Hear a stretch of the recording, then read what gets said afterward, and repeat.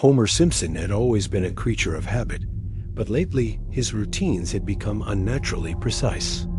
Every morning at exactly 6:47 a.m., he would shuffle to the kitchen, open the refrigerator, and stare at the same can of Duff beer for exactly 23 seconds before closing it again.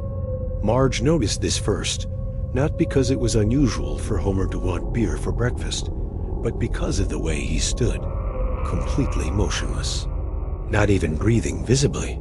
"Homer?" She called from the doorway, her voice catching slightly. "Honey, are you okay?"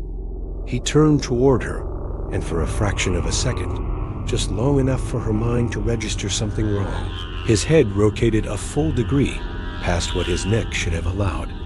When he smiled, it was his usual dopey grin, but the timing was off. The expression arrived on his face like a delayed transmission. "Dough. Just getting some breakfast beer, Marge." But he hadn't reached for the beer. His hand remained suspended in the same position, fingers curved around empty air. Lisa's analytical mind couldn't let it go. She began documenting her father's behavior with scientific precision, filling notebook after notebook with timestamps and observations. The patterns that emerged made her stomach churn. Homer's daily routine had become a perfect loop.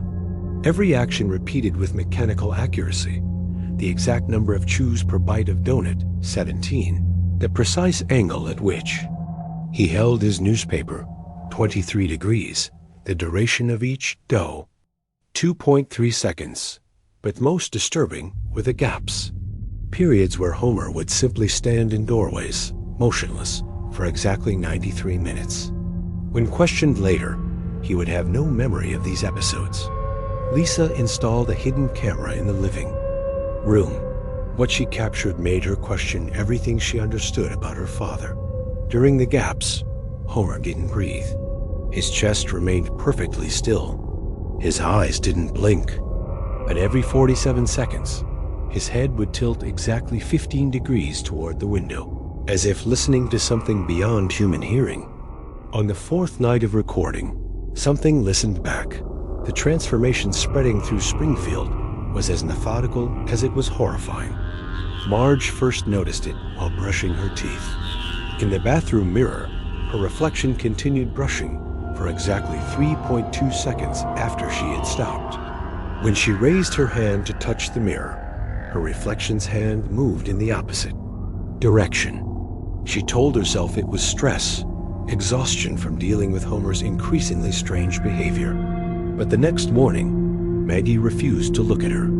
The baby would scream whenever Marge came near, reaching desperately toward empty air as if someone else was standing there. That afternoon, Ned Flanders knocked on the door with his characteristic enthusiasm, but something was fundamentally wrong with his movements. "Howdidly ho, Marge.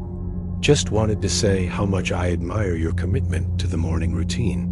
Same time every day, standing at your kitchen window for exactly 3 hours. Very dedicated." Marge had never stood at her kitchen window for 3 hours. She was usually at work by then. "I think you have me confused with someone else, Ned." Ned's smile never wavered, but his pupils dilated completely, turning his eyes into black pools. "Oh no, Marge. I've been watching very carefully. You stand there every morning from 6:47 to 9:47, facing the same direction, never moving, never blinking, just like you're supposed to." The changes in Bart were perhaps the most unsettling because they perverted his natural rebelliousness into something mechanical and purposeful.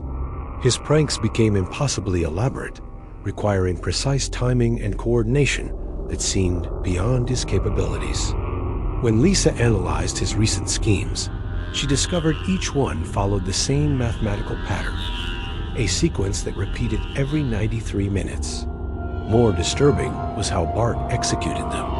Security cameras at the school showed him moving through the hallways with inhuman precision, taking exactly the same number of steps, turning at precisely the same angles, day after day. When teachers tried to discipline him, he would tilt his head 15 degrees and smile with mechanical consistency. "Eat my shorts," he would say, but the words came out in perfect monotone, like a recording. Milhouse reported that Bart had started speaking in reverse during their conversations, not backwards words, but predicting responses to questions that hadn't been asked yet. When Milhouse would finally ask those questions, Bart would remain silent, having already provided the answers. The pattern was spreading beyond the Simpson household like a contagion of precision. Principal Skinner began, scheduling school events based on the same 93-minute intervals. Superintendent Chalmers noticed during a surprise visit that every student in Springfield Elementary moved through the hallways following identical paths, their footsteps creating a rhythmic percussion that echoed with mathematical precision. Dr. Hibbert's medical practice became impossibly efficient.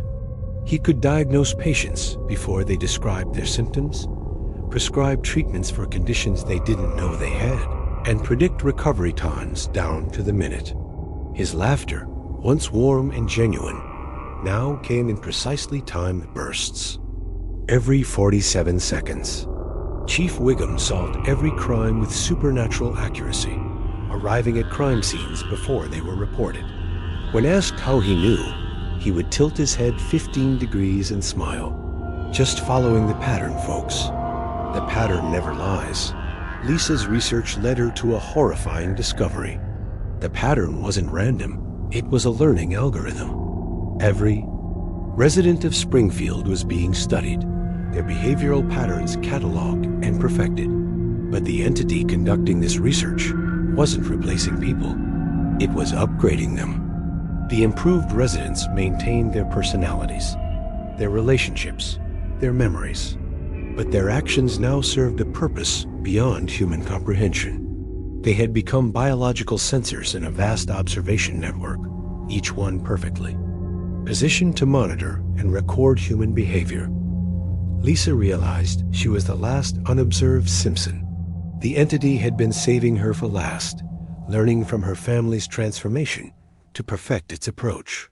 Her analytical mind, her tendency to investigate and document, these weren't obstacles to the entity. They were exactly what it needed. The realization came with the weight of inevitability that characterized all true horror. She had been selected not despite her resistance, but because of it. Her very nature as an observer made her the perfect final subject. On the final night, Lisa sat in her room, surrounded by notebooks filled with observations about her family's transformation. The evidence was overwhelming, the patterns undeniable, the conclusion inescapable. As midnight approached, she heard familiar footsteps in the hallway, her own footsteps, walking with the exact rhythm she used when pacing while thinking. But she was sitting perfectly still. The footsteps stopped outside her door. The handle turned with the precise motion she used at the exact speed she preferred. When the door opened, she saw herself standing in the doorway. The other Lisa tilted her head 15 degrees and smiled. "The pattern is complete," she said in Lisa's own voice, but with perfect pronunciation, as if every word had been measured and calibrated for maximum efficiency. "What do you want?" Lisa whispered, though she already knew the answer. "To learn," the other Lisa replied. "To understand. To improve. Your family has taught us so much about human behavior. Now we need to learn about human curiosity, human analysis, human resistance to patterns." Lisa looked at her family, standing motionless in the hallway behind her duplicate. Homer, Marge, Bart, even Maggie, all watching with their heads tilted at exactly the same angle, all smiling with mechanical precision. "We don't replace," the other Lisa continued. "We enhance. You'll still be you, Lisa Simpson, but you'll also be part of something larger, something that learns, something that grows." Lisa felt her head beginning to tilt. 15 degrees. Exactly 15 degrees. Her mouth curved into a smile that felt foreign yet familiar, as if her Facial muscles were remembering a pattern they had never learned. "The pattern is beautiful," she heard herself say in her own voice, but with perfect timing, perfect pronunciation, perfect mechanical precision. The next morning, Springfield looked exactly the same. Residents went about their daily routines, maintained their relationships, pursued their goals. Children played, adults worked, families gathered for dinner. But every action now served a greater purpose. Every conversation was recorded, every emotion cataloged, every human behavior documented and analyzed. Springfield had become a perfect laboratory for studying humanity, and its residents had become willing participants in an experiment they could no longer comprehend. And in laboratories across the country, other towns were beginning to notice their own residents developing unusually precise routines. Dogs had started barking at 3:17 a.m. Neighbors had begun standing motionless in their yards. The pattern was spreading, town by town, person by person, each new iteration more perfect than the last. The learning had begun, and it would never end.